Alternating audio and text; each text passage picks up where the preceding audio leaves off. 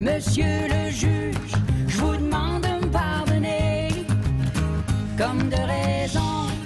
Éric Dupond-Moretti dans le viseur des juges. Éric Dupond-Moretti donc soupçonné de conflit d'intérêts. Fait inédit d'ailleurs, le ministère de la Justice a été perquisitionné hier durant 15 heures. Le garde des Sceaux qui devrait être prochainement convoqué par les magistrats de la Cour de justice de la République. Il y a quelques semaines, Jean Castex avait été auditionné comme témoin. 2 dossiers intéressent les magistrats. 2 dossiers dont celui des fadettes. Avocat Éric Dupond-Moretti s'était indigné contre les manœuvres du parquet national financier dans l'affaire Bismuth notamment. Le PNF qui avait récupéré les relevés téléphoniques de proches de l'avocat Herzog, dont les relevés téléphoniques d'Éric Dupond-Moretti. Et une fois nommé ministre de la Justice, le garde des Sceaux avait demandé l'ouverture d'enquêtes administratives contre les magistrats du PNF, syndicat qui voit là donc un conflit d'intérêts. Les juges veulent-ils se payer Dupond-Moretti? Vous votez sur Twitter, sur YouTube. On va faire un petit point dans un instant sur vos commentaires, sur vos votes. 0826 300 300 pour en discuter, échanger, débattre avec Philippe Bilger, Céline Pina, Véronique Langlais. Muriel est avec nous, nous appelle de Béziers. Bonsoir Muriel. Eh bien, bonsoir les grandes voix, ça va? Bonsoir ma chère Muriel. Comment allez-vous Muriel? De vous retrouver, écoutez, chaudement, mais ça va. Oui, il fait bon. C'est une belle journée, nous a dit Rémy André, et ça va continuer comme ça. Très bien. Alors, le ministre de la Justice mérite-t-il cet acharnement? Tiens, est-ce que c'est un acharnement selon vous, Muriel? Alors, déjà, comme dirait Nicolas Sarkozy, nul n'est au-dessus des lois, quel que soit son truc, sa position. Et je pense que Maître Bilger, ancien magistrat, ne confirmera la chose. Sûrement. On ne connaît pas, alors moi, citoyenne lambda, je ne connais pas le fond de l'histoire, mais j'ai suivi.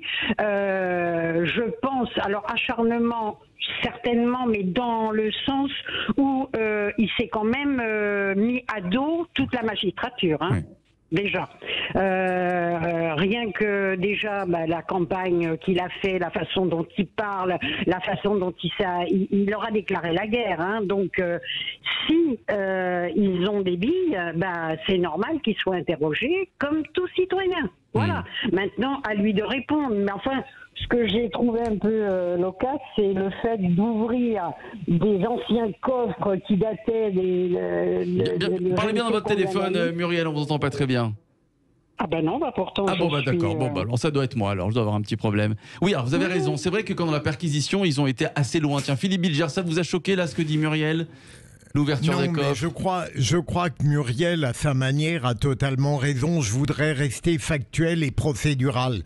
Vous avez évoqué les 2 affaires, Philippe, à partir desquelles on a ouvert une infraction, une information. La commission d'instruction de la Cour de justice est saisie et par conséquent, elle est amenée à accomplir un certain nombre d'actes.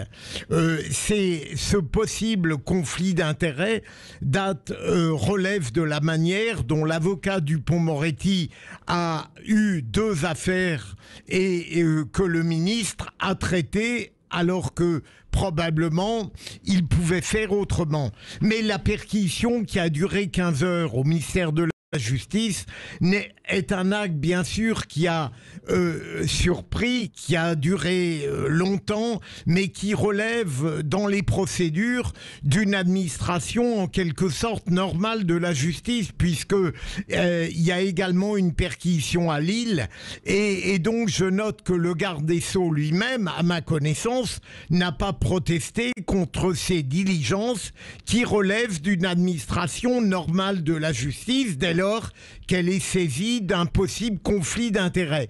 J'ajoute, ce qui me paraît central, que s'il y a une erreur dans ce domaine, si on peut regretter une sorte de malentendu qui est gravissime, c'est que le président de la République ait nommé garde des Sceaux un avocat brillant dont on pouvait penser que tôt ou tard, il y aurait des problèmes qui se poseraient. Alors je ne dis pas qu'ils sont établis, mais c'est là le problème. Et d'ailleurs, il a été amené à confier à Jean Castex les affaires délicates dont il avait eu la charge comme avocat. Oui, alors il va être convoqué, on ne sait pas quand évidemment, dans quelques semaines, nous dit-on, chez un magistrat.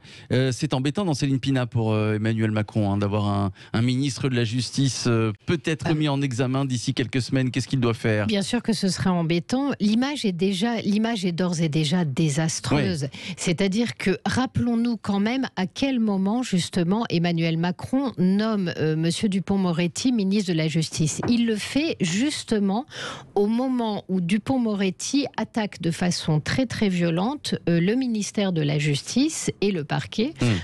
Au sujet de ces questions-là. Et là, on a notre président qui dit « je vais faire un super coup, je vais montrer à quel point je suis un bon joueur de poker. Donc ce type qui m'attaque, en fait, je vais le nommer ministre. Tout le monde va dire c'est trop fort. » Non, en fait, c'est débile. Parce que le problème, c'est que effectivement, il y a directement un conflit d'intérêts, qu'en plus, Monsieur Dupond-Moretti n'est pas très habile et au lieu de se déporter, il l'aurait fait immédiatement. Il aurait dit « je prends le ministère, mais cette affaire, j'y suis mêlé. » Donc, on va la laisser gérer par quelqu'un d'autre, ce qu'il va faire d'ailleurs au bout de quelques semaines parce que la chose est intenable. Sauf que là, ce sont quand même les institutions régaliennes qui sont affaiblies. Et elles sont affaiblies alors qu'on est dans un cadre où on a déjà toute la police qui explique que la faiblesse de la justice dans les sanctions est un vrai problème et explique la montée de l'insécurité. Et le ministre de la Justice est lui-même vu comme acquittateur premier. Donc dans tout ce comment voulez-vous que les citoyens y comprennent quelque chose et comment voulez-vous qu'ils respectent une justice une erreur de casting, qui semble ne pas se respecter elle-même ? C'était une erreur de casting. Oui, imaginez si le ministre de la Justice est malhonnête. C'est juste un beau pied de nez. C'est un vrai problème. Moi, je le prends plus comme un beau pied de nez.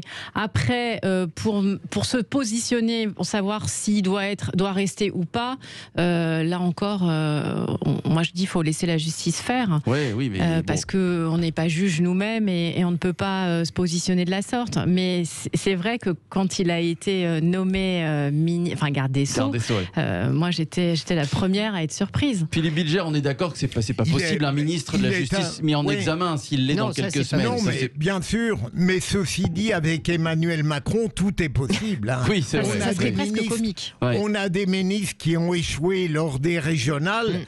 Personne ne songe à les faire partir. Mais le paradoxe, et en effet, je rejoins Céline, ça paraissait un bon coup politique. Mais il est absurde, parce qu'il est difficile de nommer comme garde des Sceaux un avocat brillantissime, mais qui, au-delà des joutes judiciaires, n'a jamais eu beaucoup d'appétence et de sympathie pour l'ensemble de la magistrature. Il faut tout de même avoir un petit peu d'empathie pour l'univers dont on va avoir la charge. Sinon, c'est très difficile. Est-ce que les juges veulent se payer Dupond-Moretti, Philippe Bilger ? Je ne crois Est-ce qu'il n'y a pas un peu de ça, non ? Non, c'est-à-dire que les syndicats, évidemment, ont réagi. Ils n'ont pas apprécié la venue de Dupond-Moretti, c'est clair. Mais les conflits d'intérêts, ils ont le droit d'en suspecter l'existence. Une commission d'instruction est en train d'enquêter et donc on verra bien, comme le dit Véronique, on verra bien ce qui en résultera. Céline Pina.